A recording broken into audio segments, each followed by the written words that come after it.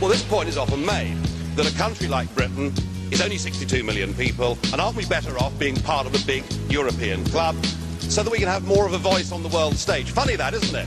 Here's Britain, the world's 5th largest trading nation, who are now prohibited from going in to World Trade Organization talks because all of that is done on our behalf by an unelected European Commissioner.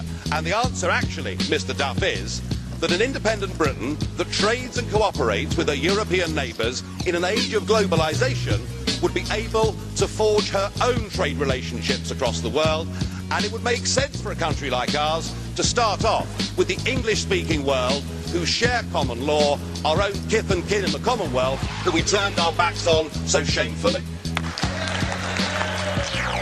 You're going to meet lots of communists over the next 6 months, including the boss of the Commission here, old Barroso, who was an advocate of Chairman Mao. You will see centralised economic planning and control, and above all what you'll see is the desire to impose a political union upon the peoples of Europe without their consent. Now, I'm struck that the common denominator with this Commission is the sheer number of them that were communists or were very close to communism. Mr Barroso himself was a Maoist. Sim Callas, far from being a student activist, Was even a member of the Supreme Soviet, so a top-notch communist we have there. Baroness Ashton ran CND and still refuses to tell us whether she took money from the Communist Party of Great Britain. Now, I could go on, but we'd be here for some time.